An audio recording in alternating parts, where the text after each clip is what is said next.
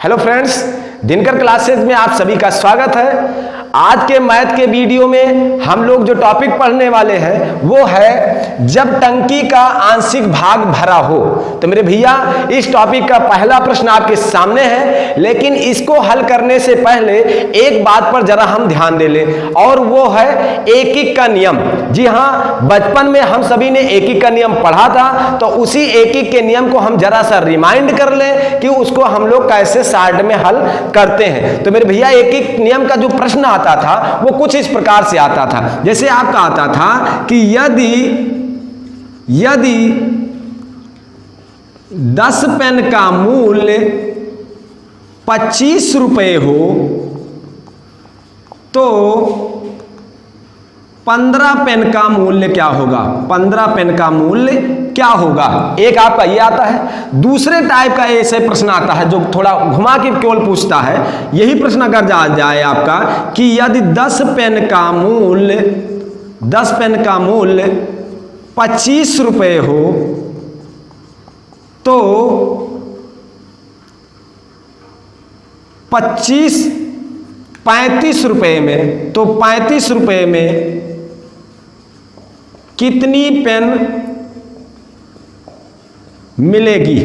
तो मेरे भैया इसको जो हम लोग हल करते थे, आइए पहला प्रश्न हम लोग हल करें। तो जो बचपन में हम लोग हल करते थे कुछ इस प्रकार से हल करते थे। हम लोग करते थे कि 10 पेन का मूल्य बराबर 25 रुपए। तो उसके बाद 10 पेन का मूल्य 25 रुपए दिया है, तो इसी की मदद से पहले 1 पेन का मूल्य हम निकालते थे। तो 1 पेन का मूल्य बराबर हम निकालते थे 25/10 करके। तो हम लोग 25/10 करते थे। जब इसको हम लोग हल करते तो आ जाता क्या? 2.5 यानी 2.5 रुपए। 1 पेन का मूल्य 2.5 रुपए आ गया। तो उसके बाद कितनी पेन का मूल्य पूछा गया है? 15 पेन का मूल्य मुझसे पूछा गया। तो मेरे भैया इसके बाद हम लोग 15 पेन का मूल्य निकाल लेते थे कि 15 पेन का मूल्य बराबर, तो हम क्या करते थे? 1 पेन के मूल्य से 15 पेन में गुणा करा देते थे। तो 15 में जब 2.5 से गुणा कराएंगे तो आपका 15 × 5 = 75 के 5 हासिल है 7, 15 दूना 30, 7 37। आपका आता 37 रुपए 50 पैसे। तो इसको हम इस तरीके से ना हल करके हम लोग इसको डायरेक्ट हल करेंगे। वो कैसे हल करेंगे? तो मेरे भैया आपका इसमें जैसे इसने बताया है कि 10 पेन का मूल्य 25 रुपए है तो 15 पेन का मूल्य क्या होगा? तो हम ये लाइन हम नहीं करेंगे। हम इसको डायरेक्ट कैसे करेंगे? 10 पेन का मूल्य बराबर 25 रुपए, तो डायरेक्ट हम लोग करेंगे 15 पेन का मूल्य बराबर 15 पेन का मूल्य बराबर कितना होगा? तो मेरे भैया आपने देखा होगा इस प्रश्न में किसी एक चीज का मूल्य जिक्र 2 बार किया गया होगा, चाहे वो पेन की संख्या का जिक्र 2 बार किया गया हो और चाहे आपके मूल्य का जिक्र 2 बार किया गया हो। तो इसमें आपके पेन की संख्या का जिक्र 2 बार किया गया है। तो मेरे भैया इसने पहली बार पेन में बताया था कि 10 पेन का मूल्य 25 रुपए, तो 15 पेन का मूल्य बताइए। तो सीधा हम लगा देंगे बाद वाला बटा पहले वाला, यानी 15/10 और गुणे करके आपका हो जाएगा 25। तो आपका ये डायरेक्ट उत्तर दे देगा। अब जैसे इसको आप गुणा कराओगे तो आपका क्या हो जाएगा भैया? 0 हटाओगे, दशमलव लग जाएगा। फिर वही 15 से 25 में 2.5 में जब आप गुणा कराओगे तो आपका आ जाएगा 37.5। तो ये आपका बाद वाला बटा पहले वाले से लग जाएगा। उसी तरीके से आपका देखिए दूसरा वाला मेरा प्रश्न क्या है? तो दूसरे वाला प्रश्न मेरा कह रहा है 10 पेन का मूल्य 25 रुपए हो तो 35 रुपए में कितनी पेन मिलेगी? तो मेरे भैया इसको हमने आपको बताया कि पहले ये चेक करिए प्रश्न में कि किसका जिक्र 2 बार हुआ है। तो इसमें पहले वाले प्रश्न में आपकी पेन की संख्या का जिक्र 2 बार हुआ था, तो पेन को लेकर के आपने हल किया था बाद वाला बटा पहले वाला, बाद वाले पेन की संख्या और बटा पहले वाले पेन की संख्या, और गुणे आपका मूल्य कर दिए थे, आपका डायरेक्ट उत्तर आ गया था। अब इसमें क्या है? इसमें देखिए किसका जिक्र 2 बार हुआ है? इसमें आपका रुपए का जिक्र 2 बार हुआ है। तो इसमें बाद वाला रुपया बटा पहले वाला, यानी 35/25 और गुणे करके आपका क्या हो जाएगा? 10 हो जाएगा। गुणे आपका हो जाएगा 10। अब इसको आप हल कर दीजिए। आपका 50 25, 5 दूनी 10 और 5 से इसको काटोगे 5 7 35, यानी 7 दूना 14, यानी कि आपको 14 पेन मिलेगी 35 रुपए में। आपको 14 पेन मिलेगी 35 रुपए में। तो आपको ये एक एक नियम डायरेक्ट हल करना आ गया होगा। अब आइए इसी के आधार पर इस प्रश्न को हम लोग हल करना सीखते हैं। तो आइए ध्यान दीजिएगा मेरा ये प्रश्न पहला क्या कह रहा है? मेरा पहला प्रश्न कह रहा है कि किसी टैंक के 1/4 भाग भरे होने पर उसमें 135 लीटर पानी आता है। यदि उसमें 180 लीटर पानी हो तो उसका कौन सा भाग पानी से भरा होगा, ये मुझे बताना है। तो मेरे भैया जैसे आपको एक एक नियम में अभी मैंने बताया, सेम वही क्रिया आपको करना है। पहले आपको ये करना है, चेक करना है प्रश्न में कि किसका जिक्र उसने 2 बार किया है, पानी के भाग की या पानी के मात्रा की। जैसे यहां पे आपका देखिए, उसने कहा किसी टैंक के 1/4 भाग भरे होने पर 135 लीटर पानी आता है, और यदि उसमें 180 लीटर पानी हो तो उसका कौन सा भाग भरेगा। तो मेरे भैया इसमें देखिए, भाग का जिक्र 2 बार हुआ है या लीटर का जिक्र 2 बार हुआ है। तो आपने देखा इसमें लीटर का जिक्र 2 बार हुआ है।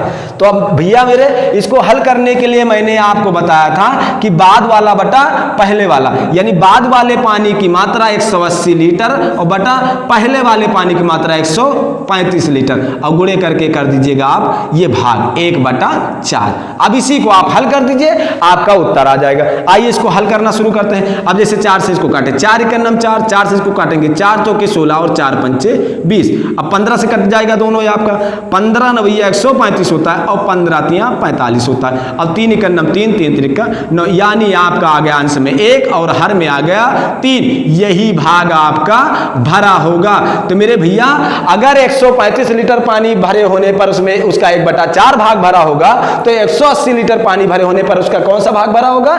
1/3 भाग। तो आपको ये बहुत आसानी से समझ में आ गया होगा। आइए इस पर एक प्रश्न और करते हैं। तो फ्रेंड्स, आइए इस टॉपिक का दूसरा प्रश्न हम लोग हल करते हैं। तो मेरा दूसरा प्रश्न क्या कह रहा है कि किसी टंकी में 450 लीटर पानी डालने पर उसका 9/16 भाग ही भर पाता है। आगे क्या कह रहा है? पूरी टंकी भर की धारिता ज्ञात करो। तो आपसे पूछ रहा है तो पूरी टंकी की धारिता ज्ञात करो। तो मेरे भैया ध्यान से सुनिएगा, ये कह रहा है कि अगर किसी टंकी में हम 450 लीटर पानी डालते हैं तो उसका 9/16 भाग ही भर पाता है। तो उस टंकी की धारिता ज्ञात कीजिए। तो धारिता का मतलब यहां क्या हुआ? धारिता का मतलब ये कि उस टंकी में टोटल कितना पानी आएगा। तो टोटल कितना पानी आएगा, अर्थात इसको दूसरे माध्यम से जो हम कह सकते हैं या दूसरे लैंग्वेज में जो कह सकते हैं वो ये कह सकते हैं कि पूरी टंकी की धारिता का मतलब ये हुआ कि पूरा का पूरा एक भाग। अगर कहीं भी आपको आ जाए टंकी की धारिता तो आप समझ जाइएगा कि उसका पूरा एक भाग भरा होने के लिए वो पूछ रहा है। तो आइए इसको हम लोग कैसे हल करेंगे। तो हमने आपको पिछले प्रश्न में बताया था कि इसको एक एक नियम से हम हल करेंगे, और एक एक नियम में बाद वाला बटा पहले वाला लगाते हैं नियम। तो इसमें पहले ये चेक करेंगे किसका जिक्र 2 बार हुआ है। तो मेरे भैया इस प्रश्न में आप देख रहे होंगे किसका जिक्र 2 बार हुआ है। पानी की मात्रा तो एक ही बार बताई गई है 450 लीटर, और तो कहीं आपकी बताई नहीं गई है, लेकिन भाग का जिक्र 2 बार हुआ है। पहली बार वो 9/16 भाग ही भर पाता है, और दूसरी बार में पूरी टंकी की धारिता पूछ रहा है, यानी पूरा एक भाग पूछ रहा है आपका। तो भैया मेरे यहां पे किसका बाद वाला बटा पहले वाला नियम लगेगा? भाग के साथ। तो इसमें बाद वाला भाग कितना है? 1 है, तो 1 लिखेंगे और बटा करके पहले वाला भाग। तो पहले वाला भाग कितना था? 9/16। तो 9 और बटा 16। तो मेरे भैया जब कभी भी बटे का बटा होने लगता है तो उसका हर उठा करके अंश में कर देते हैं। तो गुणे 16 आपका अंश में चला गया। इतना कर लेंगे। उसके बाद जो थर्ड ऑप्शन, थर्ड चीज होती थी उसको गुणे में कर देते थे। तो यहाँ पे आपका गुणा हो जाएगा 450। बस इसी को आप सरल कर दीजिए, काट दीजिए, आपका उत्तर हो जाएगा। तो 9 एकम 9 और 9 पंचे 45, 0 बच गया, नोट कर लीजिए। 16 पंचे होता कितना? 80 और 1 0 आपका ये। इसका मतलब ये कि उस टंकी की जो धारिता है वो 800 लीटर है, यानी उस टंकी में 800 लीटर पानी आ सकता है। तो फ्रेंड्स, इस टॉपिक का एक प्रश्न और बहुत परीक्षाओं में देखने को मिलता है, और वो प्रश्न आपके सामने है। आइए देखते हैं इसको कैसे हल किया जाएगा। तो मेरे भैया ये मेरा जो प्रश्न कह रहा है, ये कह रहा है जल से पूरे भरे बर्तन का वजन 16.5 किलोग्राम है। जब बर्तन 1/4 भाग भरा है तो उसका वजन 5.25 किलोग्राम है। तो खाली बर्तन वजन क्या है? तो भैया खाली बर्तन का वजन आपसे पूछा जा रहा है क्या है। तो मेरे भैया ध्यान से सुनिएगा, जब आपका कोई बर्तन है वो पानी से पूरी तरीके जब भरा था तो उसका वजन उस समय 16.5 किलोग्राम था, और जब वह बर्तन मात्र 1/4 भाग ही भरा था तब उसका वजन 5.25 किलोग्राम था। अब ये कह रहा है तो वो खाली बर्तन केवल कितने किलोग्राम का है ये मुझे बताना है। तो आइए इस प्रश्न को हम हल करना शुरू करते हैं। तो मेरे भैया ध्यान से सुनिएगा, जब वो कह रहा था जल से पूरे भरे बर्तन का वजन, तो मेरे भैया जल से पूरे भरे बर्तन का वजन यानी आपका, पहले तो बर्तन को हम चलिए बी से लिख लेते हैं। शुरू में आपका पूरा का पूरा बर्तन रहा होगा यानी बी रहा होगा, और प्लस उसके साथ में पूरा का पूरा वो पानी से भरा रहा होगा, जिससे आपका ये बर्तन हो गया और ये पूरी तरीके से पानी से भरा हुआ था। तो ये बी फार पूरा एक बर्तन आपका, और ये पूरा एक भाग पी फार आपका पानी समझ लीजिए, या डब्ल्यू लिख लीजिए वाटर के लिए, तो मैंने पी लिख दिया है पानी के लिए। तो यहाँ पे पी पूरा बर्तन और पूरा पानी, ये दोनों जब आपका वजन किया गया तब उस समय उसका वजन आ रहा था 16.5 किलोग्राम। फिर उसके बाद इसने क्या कहा, जब बर्तन 1/4 भाग भरा है, तो मेरे भैया जब बर्तन 1/4 भाग भरा यानी बर्तन तो आपका यही है लेकिन इसका 1/4 भाग भरा है, तो मेरे भैया दूसरी कंडीशन पे बात करें तो यहां पे बर्तन तो आपका पूरा का पूरा है ना, तो यानी बी तो पूरा रहेगा, बी तो आपका पूरा रहेगा। पर पानी की बात करें तो पानी कितना मात्र भरा है, 1/4 भाग भरा है, तो यानी पानी कितना हो जाएगा, 1/4 पी हो जाएगा। तो उस समय पूरा बर्तन और 1/4 भाग पानी का वजन कितना बता रहा भैया, 5.25 किलोग्राम बता रहा है, तो ये बराबर है 5.25 किलोग्राम के बराबर है। इतनी बात आपको समझ में आ गई।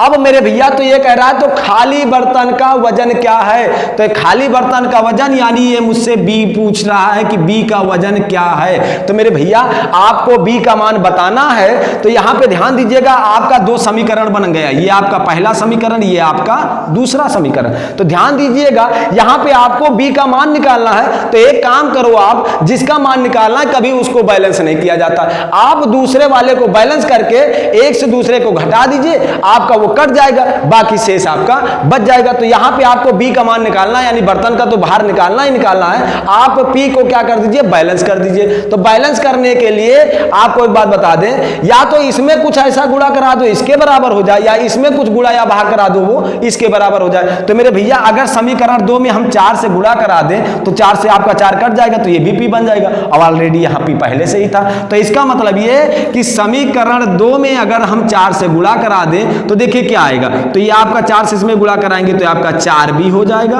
और प्लस करके 4 से इसमें जब गुणा कराएंगे तो 4 से 4 खत्म हो जाएगा, केवल पी आ जाएगा, और बराबर के इधर 4 से इसमें जब गुणा कराएंगे तो आपका ये हो जाएगा सीधा सीधा 21 किलोग्राम। 4 से इसमें जब आप गुणा कराओगे तो आ जाएगा आपका 21, यानी 4b + p इक्वल आपका कितना आ गया, 21 आ गया। तो अब इस समीकरण से आप पहले समीकरण को घटा दीजिए, बस आपका बर्तन का भार आ जाएगा। तो आइए घटा देते हैं, b इसके नीचे लिखिया, b + p और इक्वल करके कितना बता भैया, 16.5, बस अब आप घटा दीजिए। तो घटाएंगे तो 4b में से एक भी जाएगा, कितना भी आ जाएगा, 3b आ जाएगा, और p से p पूरी तरीके से क्या हो जाएगा, खत्म। तो यहाँ पे आया आपका 3b, और इधर क्या आया, 21 में से जब 16.5 आप घटाओगे तो आपका आ जाएगा 4.5, बस आप 3 उठा के पक्षांतर कर दीजिए, तो b बराबर आपका क्या आ जाएगा, 4.5 बटा करके 3। तो अब इसको हल कर दीजिए आप, तो 3 × 3 कट गया, 1 बच गया, लेकिन अब आगे बढ़ने से पहले दशमलव आ रहा है, दशमलव नोट कर लीजिए यहाँ पे। अब आपका ये 1 5 के साथ 15 बन जाएगा, 3 × 5 = 15, यानी आपका ये आ गया 1.5 किलोग्राम। तो मेरे भैया इसका मतलब ये कि बर्तन का जो वजन है वो कितना है, 1.5 किलोग्राम है। तो मेरे भैया आपको मैंने इस टॉपिक का 3 क्वेश्चन कराए, और उम्मीद करता हूं आपको ये टॉपिक बहुत अच्छे से समझ में आया। अगर किसी प्रकार की कोई दिक्कत होगी तो आप मुझे कमेंट बॉक्स में जरूर बताइएगा। आज के इस वीडियो के लिए बस इतना ही। जय हिंद, जय भारत।